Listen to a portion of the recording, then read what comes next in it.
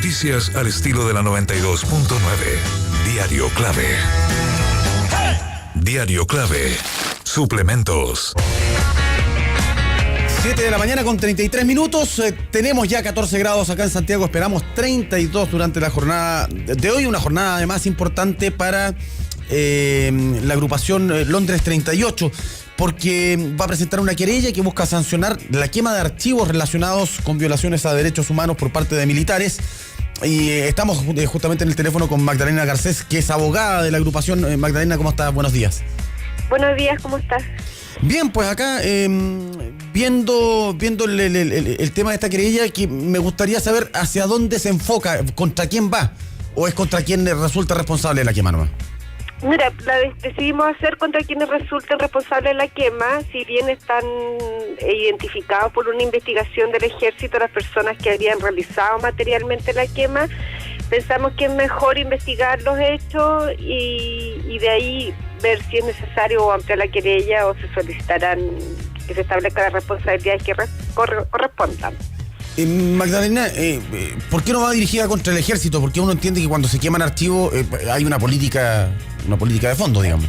Claro, es que en este caso uno no se dirige contra instituciones. En el año que se cometieron los delitos no existía responsabilidad penal de la empresa ni nada parecido, ni de las personas jurídicas, pero aquí hay personas del ejército que dieron las órdenes además. Entonces es importante esclarecer cuál fueron la dinámica de los hechos y conocer también las declaraciones de las personas que son sindicadas como responsables de la quema.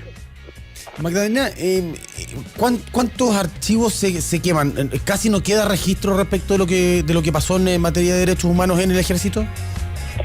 Mira, la verdad que siempre se nos ha dicho que no hay archivos, pero aparecen de vez en cuando.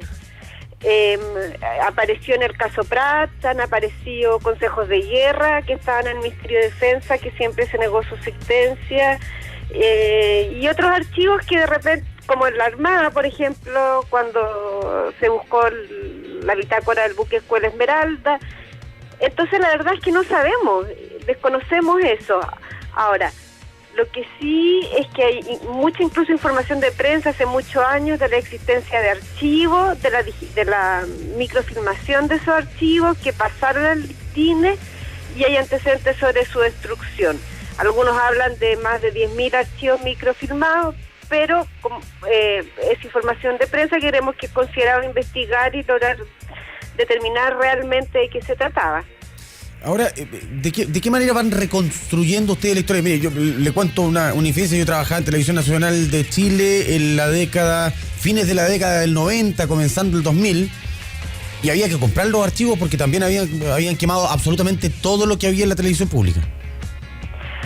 Claro, pero también han aparecido cosas en la televisión pública. Yo en Televisión Nacional una vez vi un archivo sobre una conferencia de prensa que se realizó en Villa Grimaldi el año febrero del 75, claro, que supuestamente no estaba. De las poquitas cosas que se fueron encontrando después en las bodegas, digamos.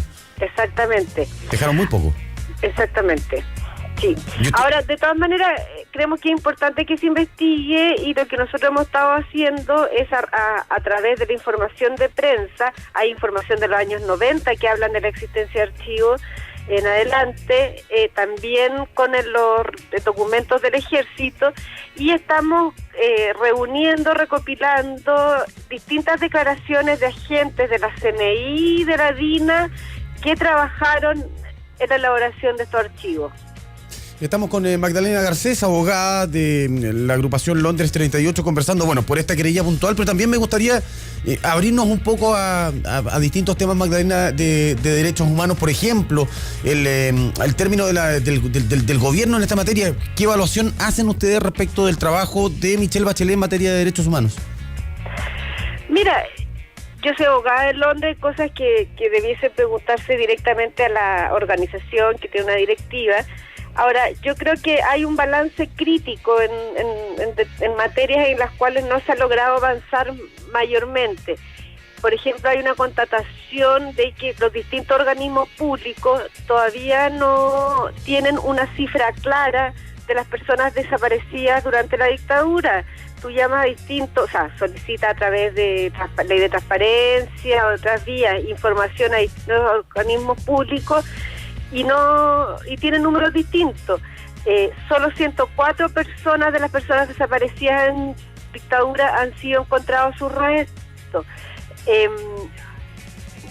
También hay una crítica en cómo se ha dado cierta lógica, por ejemplo, ahora de ir cerrando cada vez más las distintas investigaciones judiciales y sin que se haya avanzado de manera importante en la determinación del destino final de los detenidos desaparecidos. Y ahí, perdón, ¿ustedes ven una responsabilidad directa del gobierno de turno? ¿No hacen una crítica respecto del trabajo judicial que tiene que ser independiente, digamos, del gobierno? O sea, hay una crítica a los distintos poderes, pero también se reconoce que desde el Poder Judicial han habido esfuerzos importantes por investigar que han surgido desde el propio Poder Judicial y que, por ejemplo, hay temas pendientes como la ley de amnistía que más allá que no se aplique todavía está vigente y hay proyectos para su derogación o interpretación desde hace muchísimos años. El más importante presentado fue por el diputado Juan Busto, que se falleció hace un montón de años, y todavía cada cierto tiempo nos anuncian que se va a presentar un proyecto de ley para interpretar la ley de amnistía. Claro, la ley de amnistía no se inventa porque no se aplica porque se inventa la figura del secuestro permanente para poder sacársela de encima, digamos, si no se aplicaría. Exactamente.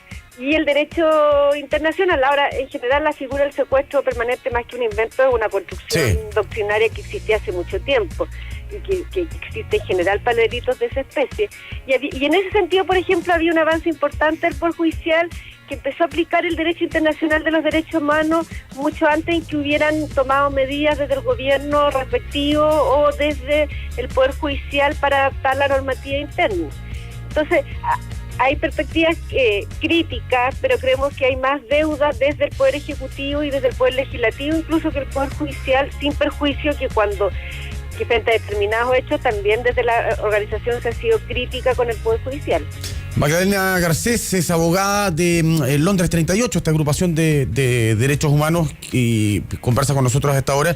Me gustaría saber su visión respecto de el cierre de Punta Peuco. Le soy sincero, yo cada vez que veo al ministro Campos pienso que está hablando del cierre de Punta Peuco y nunca habla de eso, digamos. Mira, lo que pasa es que el cierre de Punta Peuco ha sido una reivindicación histórica de muchas agrupaciones de familiares detenidos desaparecidos, de ejecutados políticos y de distintas organizaciones de derechos humanos.